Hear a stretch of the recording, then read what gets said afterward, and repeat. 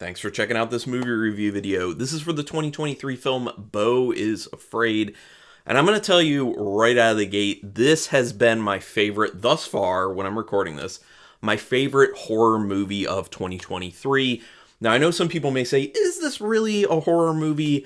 And I would say yes. I mean, it has a strong horror aspect to it. It is a mishmash of a bunch of genres, but the horror is definitely there. There's a lot of horrific imagery.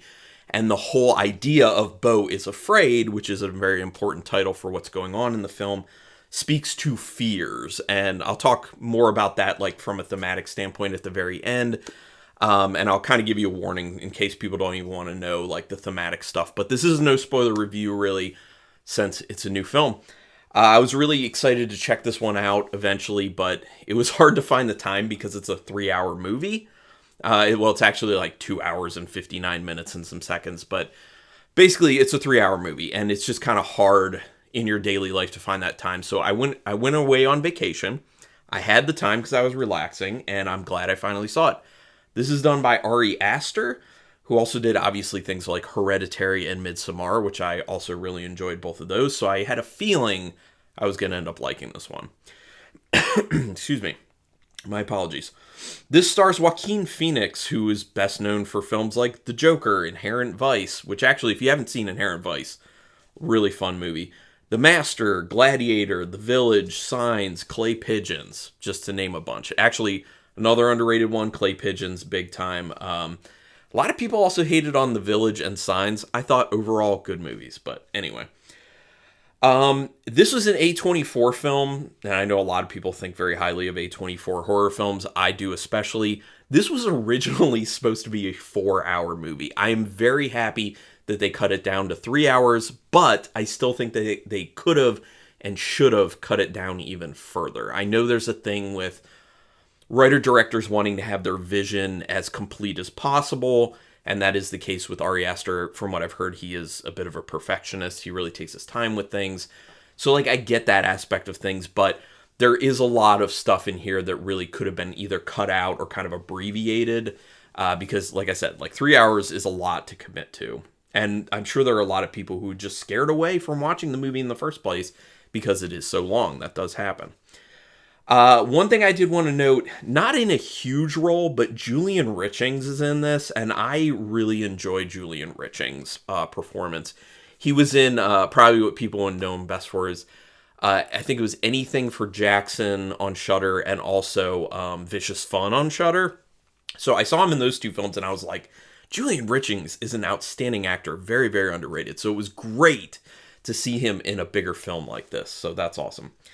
Quick synopsis without giving much of anything away. Beau Is Afraid. I mean, the title says it all. It's about a man whose life isn't going the best. He's living in a low socioeconomic situation and is afraid. He has a lot of fears in life that are kind of keeping him in a bad situation in life and kind of housebound in a way. He has a lot of fears societally. He has a lot of personal fears, and a lot of it ends up being tied to things like trauma. So it's really about his fears, and it becomes a bit of like a fever dream type movie or fever nightmare type movie because he's seeking help, and then things are going off the rails, and, it's horror related. So that's all I'm going to say about it. But the actual events of what goes on, it's not one coherent storyline except for the theme that's at play here.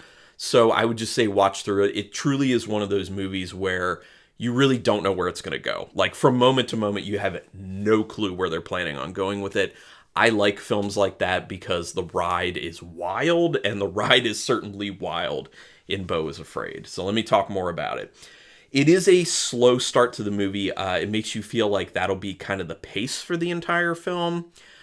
So it's interesting because it is a slower paced film, and like I did say, I do think that some of it could have been cut out, and that would have helped the pacing a little bit more, but it just has this feeling of being a little bit like leisurely, which is relaxing, but it's also stress-inducing at the same time. I don't know if that makes any sense. It's very weird. At least I experienced it this way, where it's like, pacing-wise, just a very relaxed, kind of easygoing movie, but it's also, content-wise, very kind of tense and stressful.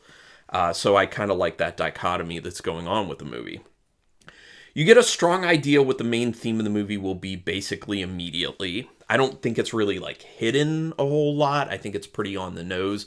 I mean, the title is even very strong with it. That like the opening sequence basically tells you exactly what's at play here. So yeah.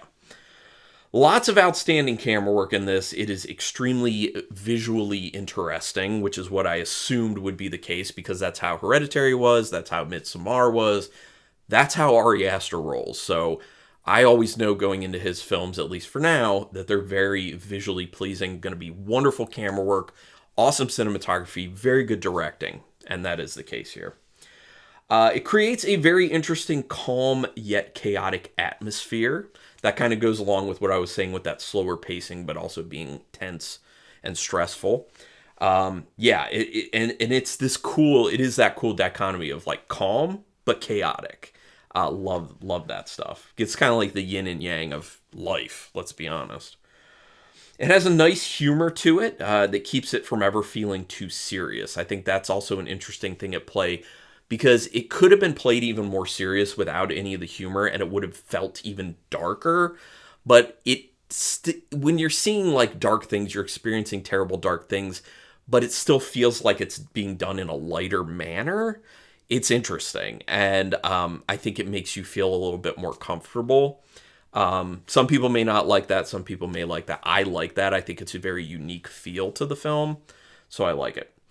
It does such a good job of making you feel the fear of the main character.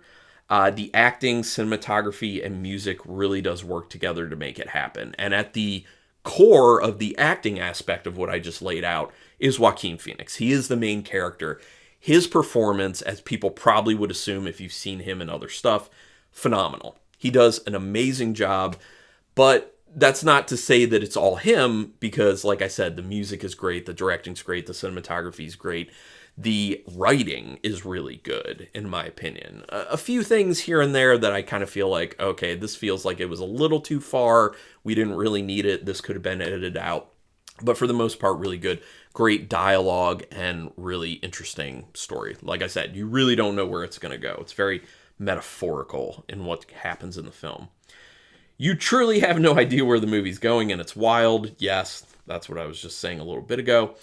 As it goes on, it does unfortunately feel slower and slower. I do think from a pacing standpoint, the biggest problems really do start to come in as the movie goes on. It's kind of this weird thing where it feels like it's going at like a leisurely but okay pace in the beginning, and then just gradually as the movie's going on, it's just slowing down like bit by bit by bit. So by the end of the movie, I do feel like it was really slow in my opinion.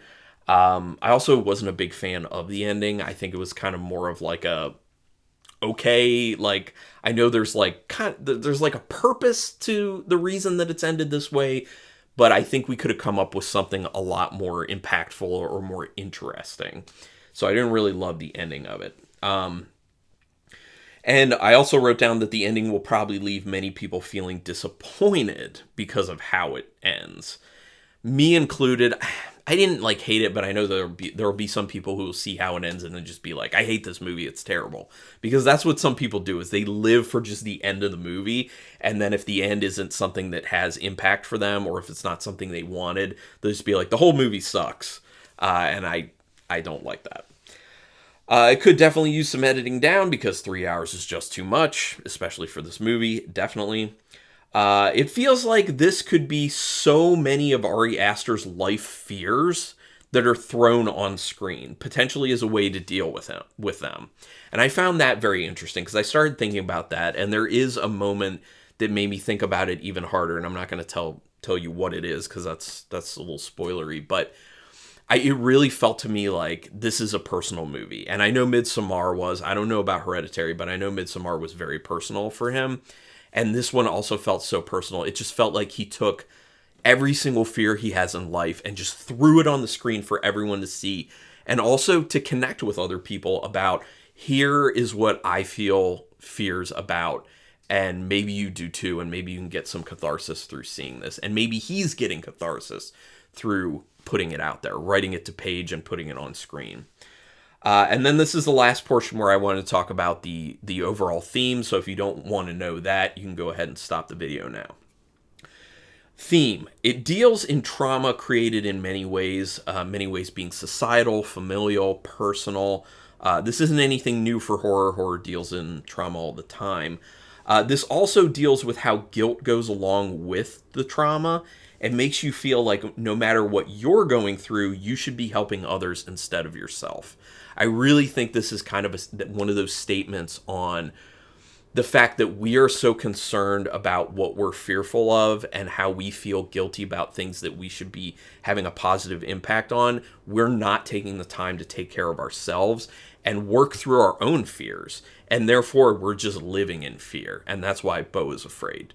Beau has always been afraid, and Beau will always be afraid, is kind of, in a way, how it seems. But anyway, those are my feelings on this movie. Out of 5 stars with half stars in play, I'm giving it a very good 4-star rating. I really did enjoy this film. Like I said, so far, it's been my favorite horror film of 2023.